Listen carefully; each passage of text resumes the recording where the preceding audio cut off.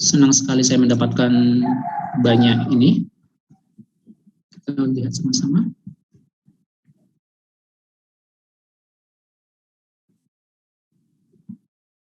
Wow.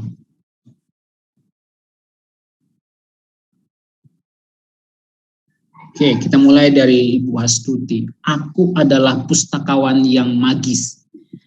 Oke, ini kaya sekali ya, magis ya. Boleh nanti. Jadi kalau ini yang ditonjolkan, bahwa ini yang diyakini dan ini yang kemudian menjadi nilai Ibu Astuti, maka nanti ini dikemas menjadi sebuah brand, magis itu.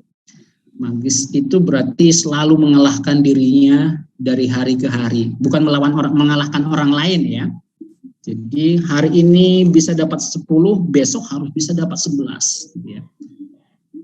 Kompetitornya itu adalah diri saya, bukan orang lain. Saya adalah karyawan yang loyal dan komunikatif.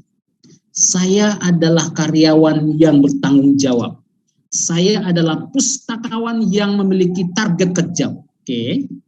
Saya adalah karyawan yang suka tersenyum dan komunikatif. Waduh, kayaknya Pak Timotius ini kayaknya yang paling banyak menyapa pengunjung perpustakaan ya kayaknya. Itu Pak Timotius adakah di semoga saya tidak salah kenal ya, pustakawan ya. Pak. Mohon maaf kalau saya salah tebak. Kemudian Mas Sukendar, kalau tidak salah ini Mas Anto. Aku adalah karyawan yang senang apa adanya. Wow, ini kayaknya tingkat keikhlasannya sudah cukup tinggi nih, sangat spiritualitas ini ya. Apa adanya gitu ya. Apa-apa ada. Begitu ya Mas Anto? Amin. Apa-apa ada gitu. Kita ini ada. Amin. Oke, kemudian ada Bu Sulistiani Ginting. Aku adalah Mbak ini. Mbak. Aku adalah mahasiswa yang bertanggung jawab. Oke, ini adalah kualitas-kualitas diri, harga-harga yang ada pada diri Bapak Ibu semua. Kemudian itu di brand, dibungkus, dikemas. Kemudian tidak cukup hanya dikemas, tapi diwartakan kepada orang lain. Oke. Saya adalah karyawan yang disiplin dan komunikatif. Oke. Ini dikomunikasikan. Sekedar sharing, saya dulu agak susah ya, bagaimana membranding dan membranding iya saya lakukan, tapi bagaimana mewartakan brand saya ini kepada orang lain. Ketika negara api belum menyerang kita Bapak Ibu, sebelum pandemi belum menyerang dunia ini. Tapi kemudian karena pandemi saya dipaksa untuk mewartakan brand saya melalui media sosial dan itu ternyata efektif. Dulu ketika belum masa pandemi, sibuk dengan tatap muka, pekerjaan onsite, kemudian saya lupa atau bingung bagaimana mewartakan. Maka nanti prosesnya branding, kemudian wartakan, bagikan kepada orang lain yang bisa dijangkau, supaya mereka tahu bahwa seorang Donald, seorang Ibu Felicia itu adalah disiplin dan itu di brand. Baru nanti kemasannya dicocokkan dengan disiplin dan komunikatif. Nanti akan kita lihat begini tuh. Terima kasih Bapak Ibu yang sudah merespon luar biasa, banyak sekali. Ibu Elias.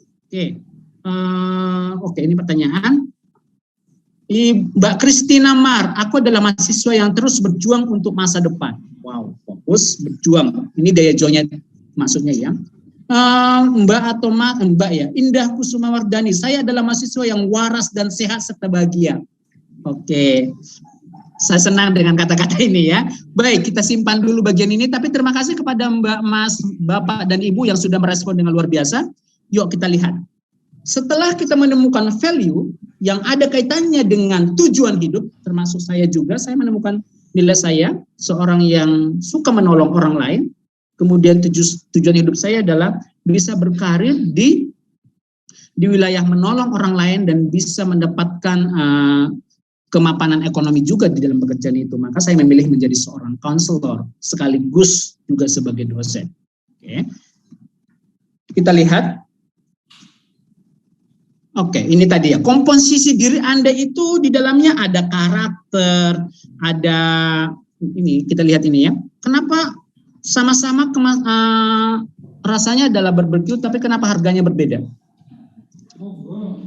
kemasannya Bapak Ibu ya. Jadi ada yang unik, ada yang membedakan. Maka Bapak Ibu, salah satu bagian dari branding adalah kemasan. Nanti akan kita lihat. Dan maka saya buat kesimpulan, personal branding harus sejalan dengan tujuan hidup saya, harus sejalan dengan nilai hidup saya, harus sejalan dengan itu. Kalau tidak, maka Bapak Ibu akan mudah melompat ke brand yang lain. Lihat yang tren, pindah ke yang lain. Oke. Maka kemudian tanyakan kepada diri Anda, Bapak dan Ibu, tanyakan kepada diri kita, apa tujuan hidup saya? Sebelum saya membrand diri saya. Kemudian, ini pengalaman saya membranding diri saya sebagai seorang dosen bimbingan dan konseling. Saya akan mewartakan kepada orang lain bahwa saya adalah dosen bimbingan dan konseling. Tentu juga dengan segala aktivitas mengajar, meneliti, mempublikasikan. Saya akan lakukan itu, tentu belum selesai semuanya, ada proses. Kemudian saya melihat hal lain pada diri saya, yaitu ini, saya menolong, saya suka menolong, saya suka membantu, saya suka berkomunikasi dengan orang lain. Maka kemudian saya merasa saya ini pas untuk konselor. Kemudian saya menempatkan saya adalah seorang konselor remaja. Kemudian orang memperkenalkan bahwa saya adalah seorang konselor yang menggunakan pendekatan kognitif, yang menggunakan pendekatan kreatif konseling, yang menggunakan pendekatan postmodern konseling. Saya selalu mewartakan itu kepada orang lain. Maka ketika ada kolega sama BK ketika bertanya siapa kira-kira yang bisa diajak diskusi tentang postmodern counseling. Oke, Pak Donald. Oke. Saya menunjukkan itu. Itu yang kedua. Lapisan ketiga yang saya rasakan pada diri saya adalah motivator dan trainer. Nah, saya salah ketik. Motivator dan trainer. Kemudian saya membranding diri saya sebagai motivator dan trainer yang selalu dalam aktivitasnya itu interaktif dengan berbagai aktivitas ice breaking, kemudian ada experiential learning. Saya selalu menggunakan itu dalam beberapa kelas saya. Saya mencoba membrand diri saya sebagai motivator trainer yang selalu menciptakan kelas yang interaktif, ada selalu ice breakingnya, kemudian penekanan pada experiential learning, kemudian selalu ada dokumen asesmennya. Saya mau mencoba membangun diri sebagai itu. Pada lapisan ketiga, yang ini juga sedang saya bangun, adalah sebagai penulis. Ini jauh sekali, maka fokus saya tidak terlalu banyak ke sana, tapi fokus saya banyak pada lingkaran putih, lingkaran kuning, dan lingkaran hijau. Tapi mimpi saya masih ada ke lingkaran birunya. Bahkan paling jauh yang sedang saya rancang adalah lingkaran paling luar adalah menjadi motivator atau trainer di global ya, menjadi ya mungkin tingkat Asia lah. Saya masih punya mimpi untuk itu. Konselor klien saya ada dari Malaysia misalnya, konseling saya ada dari Singapura misalnya. Saya masih bermimpi seperti itu. Maka saya harus membranding tentu di Indonesia dulu. Saya harus membranding diri saya itu. Maka nanti bagaimana kemasannya, mari kita lihat bagian ini. Donald, ini tadi maaf Pak Donald, 2 menit lagi Bapak. Boleh Ibu. Nah, maaf. Oke Ibu Lulu.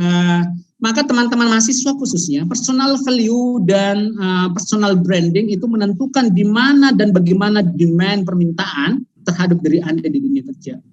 Jangan pernah harap Anda akan diminta ketika Anda tidak pernah membranding diri Anda, kemudian mewartakannya kepada orang lain. Jangan. Maka tidak ada cara yang lebih baik untuk mendapatkan pekerjaan yang bagus atau sukses di tempat kerja selain menciptakan permintaan untuk diri Anda sendiri. Bagaimana membangun permintaan? Bangun brand Anda, temukan value Anda, dan wartakan kepada orang. Dan saya akan singkat mengatakan, ini yang saya lakukan. Saya menemukan pembeda dalam diri saya, pembedanya tadi yang lingkaran-lingkaran tadi. Kalau itu mungkin sama dengan Pak Uco juga, prosesnya panjang. Lingkaran-lingkaran tadi itu ada berapa lapis itu saya menemukannya panjang. Mungkin 10-an tahun juga ya.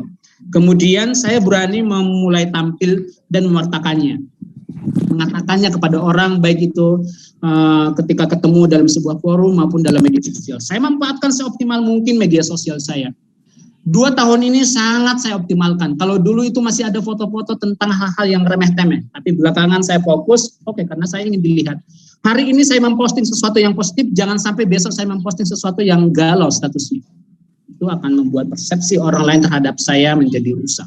Itu yang saya rasakan ya. Kemudian Saya terhubung dengan komunitas. Mungkin Bapak Ibu masih ingat satu pepatah, saya lupa siapa yang mengatakan, burung yang sama akan hinggap di dahan yang sama. Maka tergabunglah dengan komunitas yang sefrekuensi dengan Bapak Ibu. Bergabunglah dengan komunitas yang seirama dengan nada, energi Mas dan Mbaknya. Anda juga butuh mentor, Anda butuh promotor. Saya sungguh mengakui tanpa promotor yang secara tidak langsung ya, karena promotor saya itu kan teman-teman, kemudian dari mulut ke mulut itu menjadi promotor saya. Mereka mempromosikan saya kepada orang lain. Kemudian secara tidak langsung saya juga memilih orang-orang yang saya percaya untuk menjadi mentor saya. Tanpa mereka mungkin saya tidak bisa membentuk sebuah kompetensi yang kuat. Dan yang terakhir adalah asah gergaji. Jangan pernah puas pada satu titik pencapaian dan terus belajar, asah terus sampai kemudian tajam kembali. Hari ini tumpul, asah kembali, hari ini tumpul, asah kembali. Dan jangan takut gagal, karena gagal itu bukan lawannya sukses, tapi gagal itu bagian dari sukses. Terima kasih Bu Lulu, saya kembalikan kepada Bu Lulu. Terima kasih dan mohon maaf jika dalam penyampaian saya ada hal-hal yang kurang berkenan. Dan saya sangat senang jika kita bisa berdiskusi, juga ada di sini Pak Ucok. Terima kasih, saya kembalikan ke Ibu Lulu. Terima kasih Bapak Donald atas paparan yang menarik, dan kita sebetulnya tidak ingin berhenti, kepinginnya sampai sore ngobrol terus ya Pak. Aduh, tapi kita jam 3 harus sudah selesai, dan sekarang kita hanya memiliki waktu 13 menit untuk tanya jawab. Pertanyaan yang masuk banyak sekali, lebih dari 20. Padahal waktu kita cuma 13 menit, jadi maaf sekali para peserta, saya akan mengambil 2 pertanyaan untuk Pak Pucok dan 2 pertanyaan untuk Pak Donald. Jika nanti masih ada waktu, bisa kita lanjut lagi. Semoga Pak Pucok sudah bergabung lagi bersama kami. Oh sudah, Pak Pucok langsung. Pertanyaan untuk Pak Pucok dari Ibu Wiwil. Dari Ibu Wiwil akan saya bacakan. Pak Pucok, di awal tadi Bapak sempat sampaikan pernah beralih profesi. Nah, saya mau bertanya Pak, apakah ada pengaruh personal branding yang kita miliki terhadap alih profesi Pak? Mungkin boleh sharing sedikit begitu. Monggo Pak Pucok. Oke, baik. Terima kasih Ibu. Nah, berkaitan mengenai alih profesi, memang ini akan menjadi salah satu daya tarik kita secara personal, secara profesionalitas. Maksudnya di sini di awal saya menjadi seorang presenter, lalu beralih menjadi seorang public speaker. Memang basically kita sama-sama ngomong depan banyak orang, tapi sekali lagi konsep kepentingan dan juga pada saat tujuan kita menyampaikan suatu hal kepada orang lain itu sangat berbeda sekali. Dimana kalau menjadi presenter hanya mengajukan suatu acara, boleh dikatakan memandu suatu acara, tapi pada saat menjadi public speaker, bagaimana kita ini bisa memberikan suatu ilham kepada banyak orang, memberikan suatu pemahaman kepada banyak orang terkait mengenai konsep yang kita usung. Nah, untuk konsep seperti ini saya butuh waktu kurang lebih peralihan 1 tahun, di mana di tahun pertama itu saya memang agak sedikit vakum untuk di televisi saya akan fokuskan kepada undangan-undangan sebagai seorang pembicara-pembicara, yang dimana itu akan meningkatkan jam terbang saya sebagai seorang public speaker di awal. Apakah semuanya akan mendapatkan respon sangat bagus? No, tidak. Semakin Anda berproses, semakin Anda membentuk diri Anda menjadi seorang yang Anda inginkan, pasti ada rintangan-rintangan dan juga permasalahan-permasalahan khusus. Bagaimana untuk menciptakan formulanya? Saya tidak bisa mengatakan secara detail, karena setiap orang punya sejarah masing-masing dan juga punya cara masing-masing untuk bisa menemukan formulanya, yaitu mana yang paling pas dan paling nyaman untuk dirinya secara pribadi. Dan saya tidak bisa menata dan juga menuntut Anda, hanya memberikan trigger saja kepada Anda atau memancing Anda secara pribadi. Bagaimana untuk memunculkan kira-kira mana menjadi kenyamanan, dan juga ini bukan lebih kepada pencitraan ya, tapi lebih kepada bagaimana personal branding.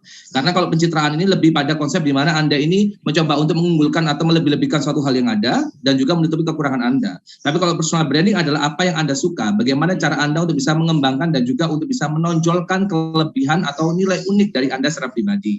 Itu perbedaannya teman-teman sekalian. Karena tadi sempat ada pertanyaan Bu terkait mengenai apakah ini bisa apakah ini bisa digunakan sebagai bentuk kebohongan dan sebagainya untuk personal branding ini. Ya, saya katakan bisa. Personal branding ini kadang-kadang bisa digunakan sebagai salah satu alat untuk pihak-pihak tertentu ya, untuk bisa untuk memanipulasi orang lain dengan cara tertentu. Kembali lagi pada kepentingan. Saya tanya kepada Anda, kembali kepada kepentingan. Kalau klien yang menyewa atau meng-hire saya untuk membranding mereka, ya mereka punya kepentingan khusus bagaimana untuk memberikan tampilan citra yang positif begitu kepada banyak orang ya. Ini saya bekerja secara profesional. Jadi bagaimana saya mencoba untuk memberikan sentuhan-sentuhan tertentu sehingga orang juga melihatnya berbeda pada saat orang itu tampil di depan publik secara pribadi nanti. Nah, seperti itu. Jadi itu contoh kecilnya. Jadi bagaimana cara kita secara personal untuk bisa mencoba membedakan antara pencitraan dan juga tadi saya katakan yaitu personal branding. Dan untuk konsep untuk peralihan dan sebagainya, saya tidak bisa mengatakan waktu pastinya kapan karena saya bukan temannya Roy Kiyoshi. Jadi saya akan coba berikan contoh adalah Bapak Ibu sekalian punya cara untuk trial and error ya. Jadi kita tidak bisa menentukan kapan waktu pasnya dan kapan kira-kira mana yang tepat, formula yang tepat dan sebagainya karena lingkungan, rekan-rekan sekitar kita, terus kondisi keadaan, geografi dan sebagainya itu sangat berpengaruh sekali terkait mengenai bagaimana branding kita. Karena ada beberapa pertanyaan, Pak, gimana nih caranya saya kalau semuanya mencoba untuk membranding diri saya tapi ternyata orang sekitar saya tidak mendukung saya. Berarti Anda berada di tempat yang kurang tepat, kurang pas begitu. Jadi dua pilihan, kalau Anda memang menyayangkan pekerjaan Anda ya fokus tapi Anda akan mengurangi branding Anda. Tapi kalau Anda ingin lebih tampil lebih maksimal, prima Anda sangat luar biasa, maka orang akan lebih respect dengan Anda. Karena kita ambil contoh, saya waktu kuliah sekolah SMA begitu, karena saya orangnya tipikalnya tuh lebih lebih vokal begitu dengan banyak orang, lebih suka berbincang begitu. Kelas 1, kelas 2 waktu SMA saya tidak memiliki banyak teman karena teman menganggap bahwasanya saya itu terlalu banyak ngomong gitu. Karena saya berada di lingkungan yang salah. Pada saat kelas 3 saya bertemu dengan teman-teman yang satu linear dengan saya, yang memiliki kemampuan sama seperti saya. Apa yang terjadi? Kemampuan saya akan dipupuk sangat luar biasa. Akhirnya nggak lama kemudian saya menjadi MC di berbagai tempat. Nah, ini contoh kecilnya bagaimana branding saya ini berada di tempat yang tepat. Jadi Bapak Ibu sekalian, terkadang pekerjaan dengan passion ini kan berbeda. Jadi jangan sampai Anda berbicara mengenai branding tapi kaitannya Anda mengatakan atau membenturkan ini semuanya dengan kondisi atau keadaan sekitar Anda. Karena memang ya mau nggak mau ya lingkungan sangat berpengaruh. Siapa kita, siapa lingkungan kita, Bapak Ibu ya. Kita setuju dengan hal tersebut ya. Kalau kita bukan maling, kalau kita ketemunya dengan maling-maling semuanya pasti cepat lambat kita juga akan maling. Siapa kita, siapa lingkungan kita. Jadi branding kita akan mengikuti mereka. Tapi kalau Anda kekeh dengan branding Anda ya pasti benturan-benturan itu ada karena sistemasinya sudah terbentuk jauh sebelum Anda bergabung dengan perusahaan tersebut atau dengan organisasi tersebut. Jadi tinggal kuat-kuat aja bagaimana Anda konsisten dengan branding tersebut, tapi di satu sisi banyak orang yang menghujat Anda sebagainya. Dan ingat sekali lagi, ingat kata-kata saya Bapak Ibu sekalian, untuk mencapai branding yang sesuai Anda harapkan bukanlah hal yang mudah, tapi bukan berarti tidak bisa didapatkan. Tapi pasti ada permasalahan-permasalahan yang muncul dalam permasalahan-permasalahan yang sudah Anda hadapi nanti, yang intinya tidak ada kata gagal, tapi Bapak Ibu semuanya akan banyak belajar. Tidak ada kata gagal, saya tidak setuju dengan kata gagal, tapi Bapak Ibu semua akan belajar. Semakin banyak Anda dikenal banyak orang, siap-siap semakin tinggi Heiken Harris, Logan Lurie, semakin tinggi Anda dikenal banyak orang, pasti isu-isu buruk pasti akan menyerang Anda. Pasti ini makanya saya laris ya. Kenapa? Karena saya bisa mengajarkan isu manajemen ya. Jadi kalau makanya saya laris ya. Kenapa? Karena pada saat orang udah mulai naik, udah punya dikenal banyak orang, pasti banyak orang-orang yang nggak suka dan iri-iri itu mulai munculan, mencari sisi negatif, mencari pembenaran atau bahkan untuk menjatuhkan satu sisi dengan satu sisi lainnya. Nah, ini bagaimana untuk mengklarifikasinya? Karena saya diundang untuk personal branding, saya nggak usah bahas masa ini ya, biar diundang lagi. Jadi itu contohnya. Jadi bagaimana caranya kita secara personal, secara pribadi untuk tahu Bu, bagaimana caranya untuk menentukan formula sesuai dengan bagaimana Anda mengangkat diri Anda secara pribadi. Saya tidak bisa mengatakan kapan waktunya dan paling baik apa, Anda lakukan deh, do the best, coba saja. Karena yang paling baik adalah Anda mencoba. Jangan terlalu banyak teori, coba praktekkan saja. Bisa enggak Anda begitu? Kalau terlalu banyak teori, aduh nanti Anda beli sempol, beli pentol, hilang nih materi saya. Coba dilakukan secara personal. Bisa enggak Anda foto yang sesuai dengan performa Anda, keinginan Anda? Bisa enggak Anda bergaul dengan cara branding Anda? Bisa enggak Anda mencoba untuk bisa mengcounter orang-orang yang mungkin mencibir Anda atau bahkan setidaknya minimal mengunderestimate Anda? Bisa enggak? Kalau hanya Anda belajar teori ini, besok Anda ikut kuliah saya 7 hari, 7 malam ya, kelas anti kebal ya, di mana sebagainya, Anda bisa, nggak perlu mengikuti kelas branding semacam seperti ini, karena semua tergantung kepada kita secara personal. Begitu ya Bu? Terima kasih Bapak. Mungkin sekarang saya ambilkan pertanyaan untuk Bapak Donald, karena waktu mengejar kita terus, Nyun Sewu. Saya request satu Bu Lulu, pertanyaannya pertanyaannya Pak Opki Juventus. Monggo, silakan. Karena silakan. Seorang guru ya, jadi saya juga ada di Fakultas Pendidikan. Mungkin satu ini, yang satunya boleh Bu Lulu boleh pilihkan untuk saya. Oke, baik. Sekarang mungkin Bapak Opki Juventus dulu. Saya sebagai guru, bagaimana ketika saya bersama siswa untuk menampilkan personal branding bersama siswa agar menciptakan suasana yang selalu sehat, suasana yang selalu dekat, tumbuhkan rasa cinta antara guru dan siswa agar siswa tidak membenci atau tidak suka dengan guru di sekolah, karena terlihat pengalaman bahwa siswa biasanya menilai baik buruknya guru-guru di sekolah. Demikian Pak Donald, monggo silahkan. Baik, terima kasih Pak Opki. Pak Opki ini hadir dari Indonesia Timur, di Papua kah atau di mana Pak Opki? Ya, di Papua. Tapi sekarang sementara lagi di Jogja. Oh, tak kira dari sana Pak Opki. Oke, terima kasih Pak Opki. Ini luar biasa, Pak Opki seorang guru kemudian ingin membangun brandingnya sebagai guru yang mencintai, yang dekat dengan anak-anak dan juga mencintai anak-anak. Ya, saya sendiri alumni Sanata Dharma juga, Pak. Oke, kita satu alumni kan, dan satu nilai di fakultas kita itu adalah mencintai anak-anak ya Pak? Ya.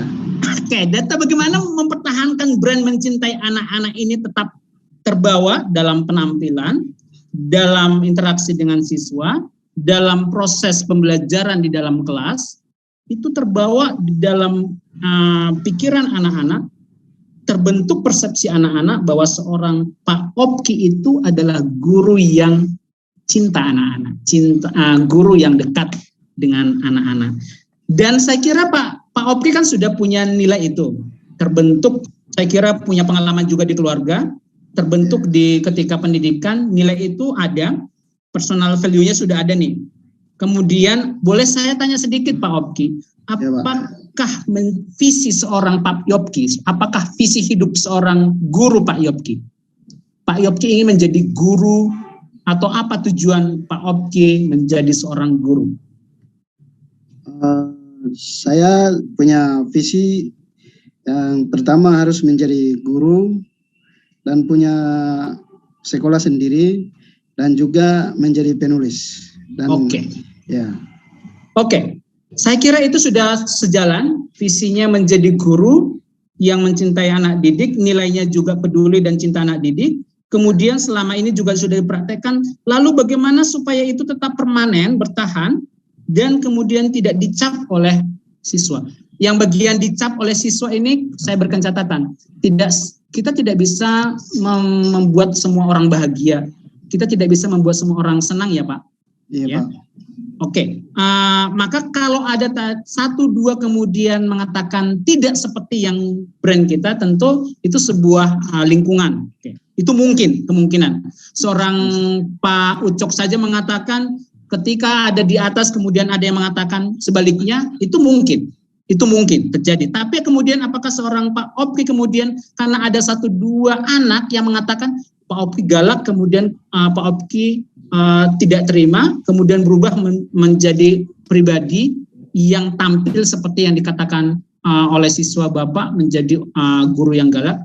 Tentu kan tidak. Jadi tetap bertahan pada brand itu. Maka tadi satu kata kunci yang menurut saya kuat sekali, konsisten melakukan, menampilkan diri sebagai guru yang cinta pada anak, kemudian konsisten melakukan tindakan-tindakan yang cinta pada anak, berarti cara bicara, cara membantu anak belajar di sekolah, di kelas, konsisten melakukan hal-hal itu.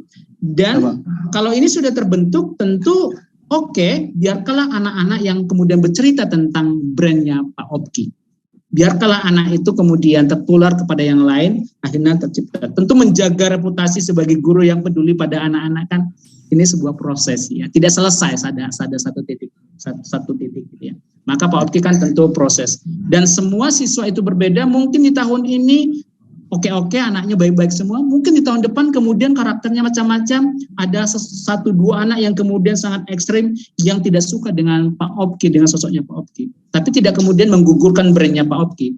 Konsisten pada bagian itu. Konsisten pada bagian itu. Itu yang bisa saya berikan Pak Opki. Tapi salut, sukses untuk Pak Opki untuk menjadi guru yang cinta dan dekat dengan peserta didik. Terima kasih Pak Donald. Terima kasih Pak Donald. Para hadirin yang terhormat, ada 2 hal yang kita lakukan untuk terakhir ini. Ada 2 pertanyaan yang antri dan 1 lagi ada acara undian. Nah, tapi kita harus milih salah satu. Mau pertanyaan 2 untuk Pak Bucok 1 dan Pak Donald 1 atau undian. Monggo, karena waktu kita tinggal sudah mepet dari jam 3. Milih pertanyaan atau undian? Kalau tidak ada yang milih, maka akan saya pilihkan. Saya pertanyaan, kata Bu pertanyaan saja. Baik, karena lebih berguna untuk kita, Nje. Untuk undian berarti diserahkan kepada panitia, Nje. Percaya kepada kita, Nje. Nanti hasilnya bagaimana akan kami umumkan di WA peserta. Untuk Pak Pucok, dari Bapak Dadi Muhaka, karena ini kayaknya menarik sekali. Bagaimana cara menambah kepercayaan diri di saat kondisi personal branding yang selama ini kita bangun dan usaha kita gagal, begitu Bapak, monggo silakan. Oke, baik, ini kembali ke mindset secara personal ya Pak Dedi ya, betul Pak Dedi ya, betul ya. Pak Dadi, mohon maaf saya ralat Pak Dadi ya. Jadi Pak Dadi begini, tergantung kepada mindset kita secara pribadi Pak Dadi. Jadi pada saat kita mencoba untuk menyampaikan mindset kita dengan konsep yang kita harapkan, maka secara otomatis kita akan mengetahui bahwanya kekuatan kita sejauh mana dan juga kemampuan kita seperti apa. Seperti saya katakan tadi di awal Pak Dadi, tidak ada kata namanya di sini adalah konsep gagal Pak Dadi. Pak Dadi belum menemukan yang tepat aja karena ini butuh proses Pak, ini berproses ya. Kita harus mencoba untuk mencintai namanya proses Pak, tidak ada yang instan begitu saja. Meskipun Bapak di coaching oleh siapapun, mahal berapapun juga, semua perlu mengikuti namanya proses dan juga boleh dikatakan itu tahapan-tahapan dalam proses hal ini ya. Kalau semuanya suatu ketika ternyata Bapak pribadi ternyata pada saat melakukan branding tidak banyak orang yang suka, berarti mungkin dievaluasi. Saya tanya kembali kepada Bapak, berapa banyak persentase orang nggak suka dengan Bapak?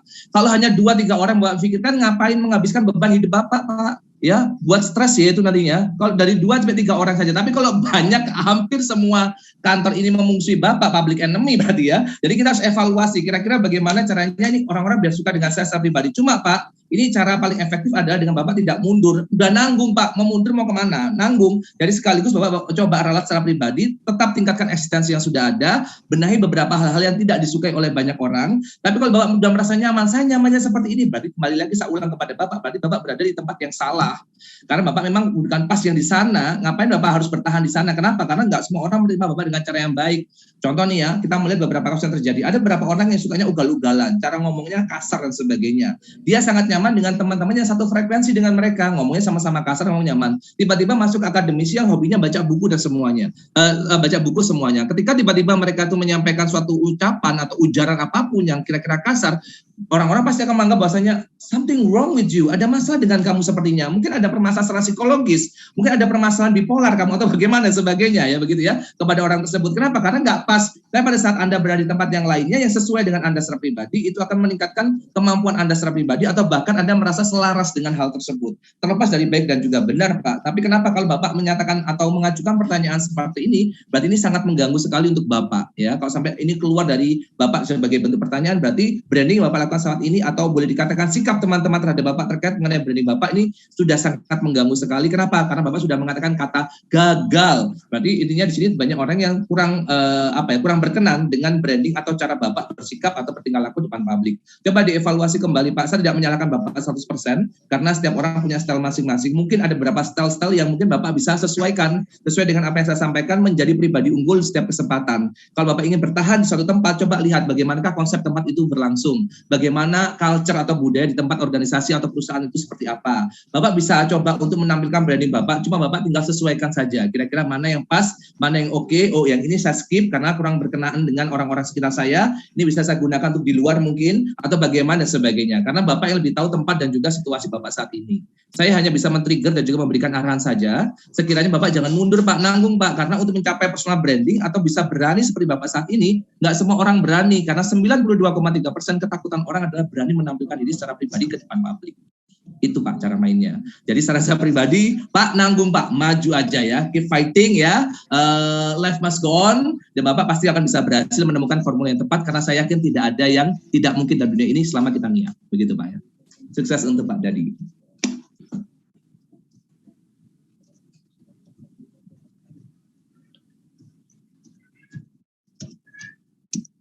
Di mute dulu, mohon maaf, di mute.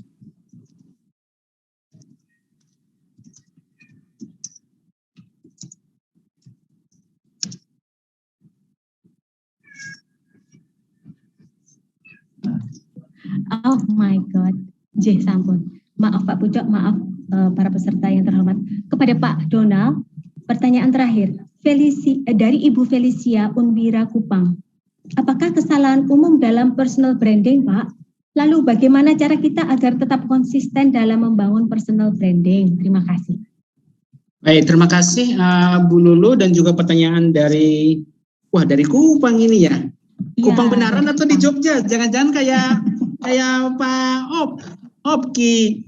Ibu ada di Kupang ini. Ibu Felicia. Ibu Felicia, salam kenal Ibu. Halo, selamat sore Pak. Iya, Oke, Kupang di Kupang. Iya, salam Kupang kenal. ya. Oke, saya izin membagikan layar bagian terakhir Bu Lulu. Semoga ini cukup membantu. Ini yang saya oke ya. Cukup kelihatan ya Bu Lulu? Ampun, sudah kelihatan. Oke.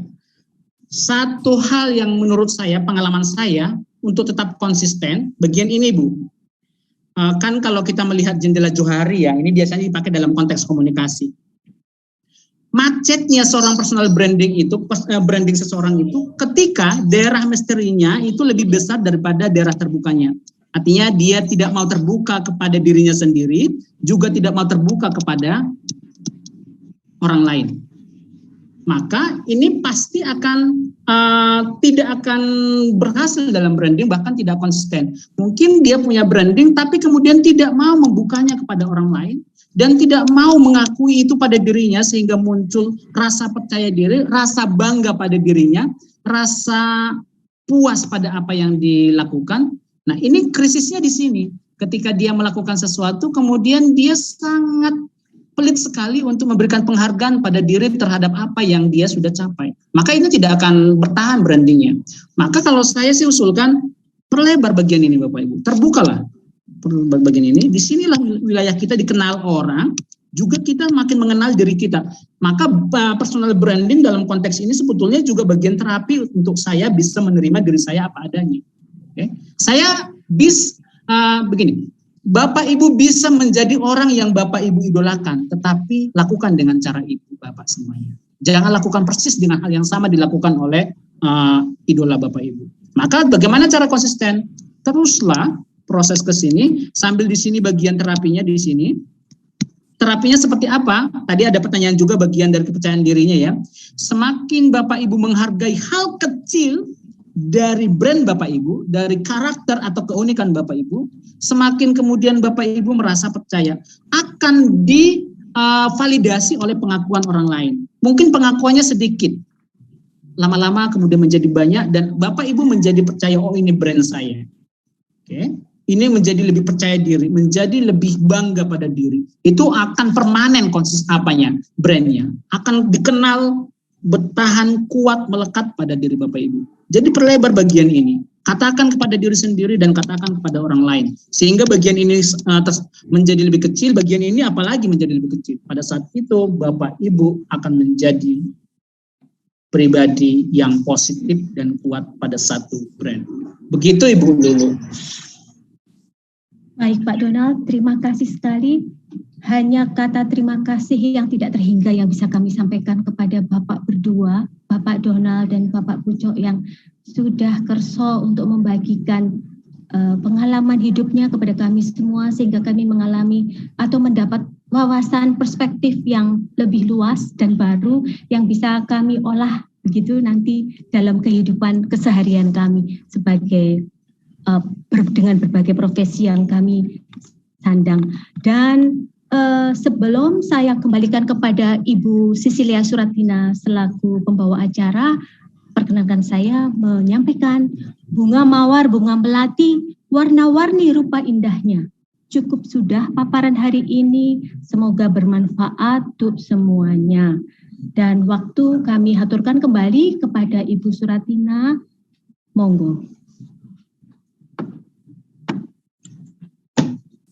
Terima kasih kepada Ibu Lulu yang sudah berkenan sebagai moderator hari ini. Terima kasih juga kepada Bapak Pucok Risaldi dan Bapak Donald Sinaga. Terima kasih atas paparan telah membagikan ilmunya bagi kita semua. Semoga ilmu yang kita dapatkan hari ini dapat bermanfaat bagi perkembangan diri kita semua. Baiklah, untuk sesi selanjutnya kita akan berfoto bersama dulu sebelum kita mengakhiri webinar siang hari ini. Mohon Bapak, Ibu, dan teman-teman, silakan untuk menyalakan kamera terlebih dahulu.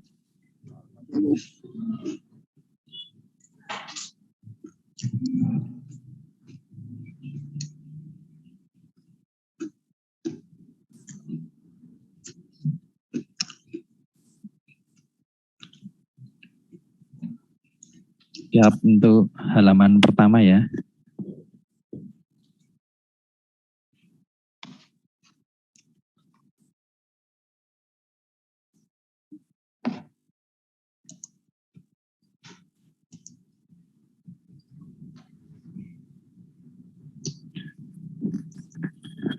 Halaman kedua, semuanya ada 5 halaman.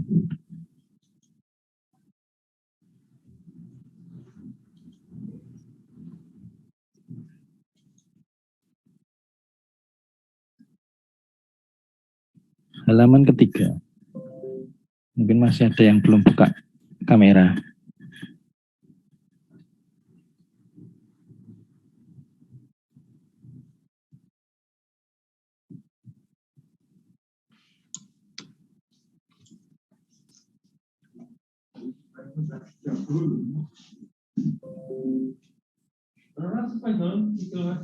Halaman keempat.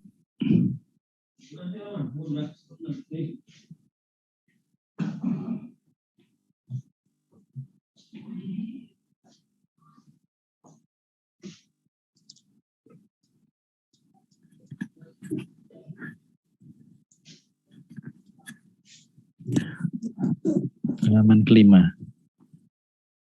Maaf, saya pakai PC tidak ada kameranya. Cuma namanya saja nanti. Iya. Baik, terima kasih sudah terfoto semuanya. Terima kasih Pak Widodo. Acara demi acara telah kita lalui bersama dan tiba saatnya kita mengakhiri acara webinar siang hari ini. Saya mohon maaf apabila dalam mengantar Bapak Ibu pada siang hari ini banyak kekurangan. Marilah kita menutup acara webinar dengan berdoa bersama. Doa akan saya pimpin secara Katolik bagi Bapak, Ibu, dan teman-teman yang berkeyakinan lain. Mohon untuk menyesuaikan.